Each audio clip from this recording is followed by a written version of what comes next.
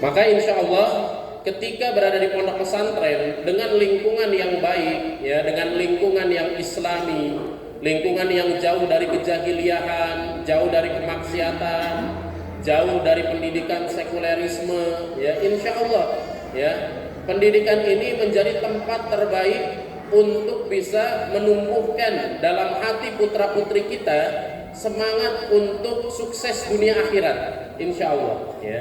Nah, ini adalah upaya terbesar kita, Bu. Insya Allah selama kita menitipkan anak di pondok pesantren, pahala itu akan terus mengalir, ya, dengan rajinnya anak untuk menghafal Al-Quran, beribadah, insya Allah pahalanya itu sampai kepada orang tuanya, ya. Maka ini merupakan bagian daripada upaya kita untuk menjaga diri dan keluarga, ya, sebagaimana Allah berfirman di dalam surah At-Tahrim ayat ke-6, A'udzubillahi minasyaitonirrajim, ya ayyuhalladzina amanu qu anfusakum, wahai orang-orang yang beriman, peliharalah dirimu, ya. Tapi tidak hanya sebatas untuk memelihara diri perintahnya, ya, di mana Allah memerintahkan kepada orang-orang beriman bukan hanya menjadi orang yang egois, yang hanya melihat atau memperhatikan ibadah sendiri, tapi ada lanjutannya, wa ahlikum, dan juga perhatikanlah, jagalah, peliharalah keluargamu dari siksa api neraka, ya. Jadi kalau kita takut dengan neraka, rasa takut terhadap neraka itu harus sampai pada anak-anak kita juga, ya. Bagaimana supaya ketika kita takut dengan neraka itu ibadah ditingkatkan, anak-anak juga harus sama seperti itu. Nah, maka ini adalah sarana terbaik bagi kita untuk menjaga anak-anak kita yang insya Allah, ya, terbebas daripada api neraka. Para hadirin yang dirahmati oleh Allah Subhanahu wa taala, maka upaya terbaik kita adalah bagaimana kita memantau perkembangan anak-anak kita. Jangan hanya sebatas menitipkan, tapi juga nanti harus membangun sinergi dan komunikasi yang baik, ya, dengan pihak pondok pesantren.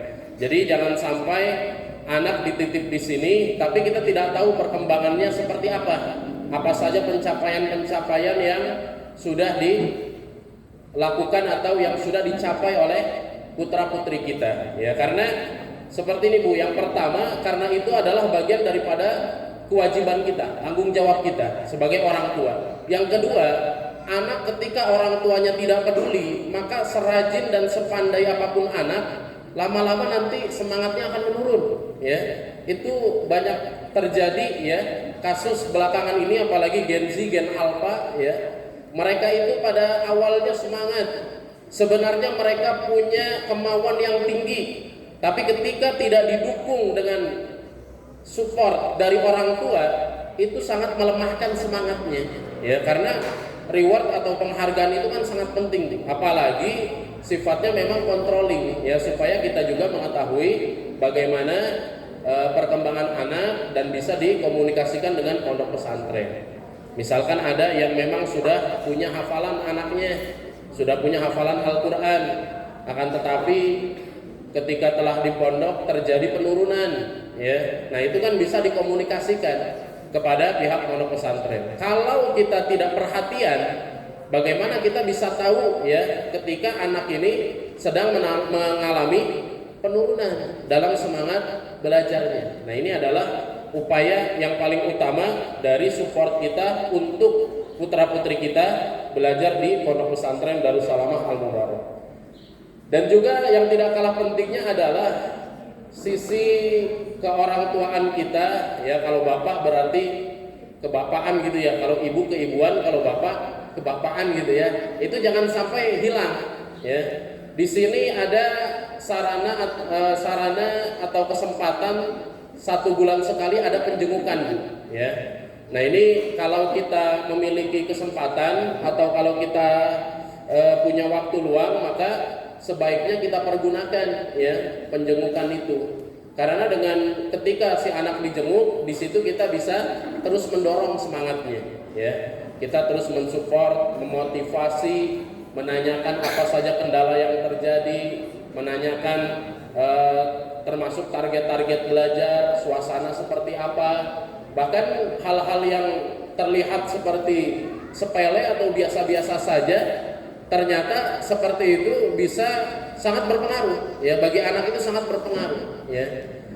Atau juga ada sarana selain penjengukan, misalnya dengan menelpon anak ya. Biasanya itu berapa kali ya jadwalnya nelpon? Sebulan berapa kali? 2 minggu sekali, sebulan 2 kali ya bisa menelpon orang tua ya. Tapi kalau santri baru mah jangan 2 minggu sekali ya, sebulan sekali santri baru ya.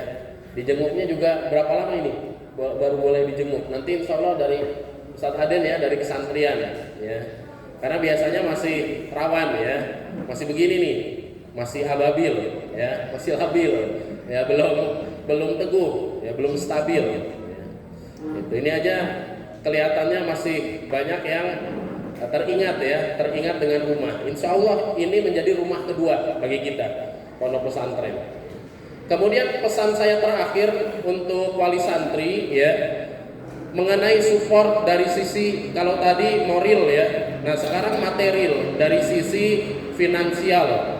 Yang namanya pendidikan itu pasti membutuhkan dana Bu ya. Yang namanya pendidikan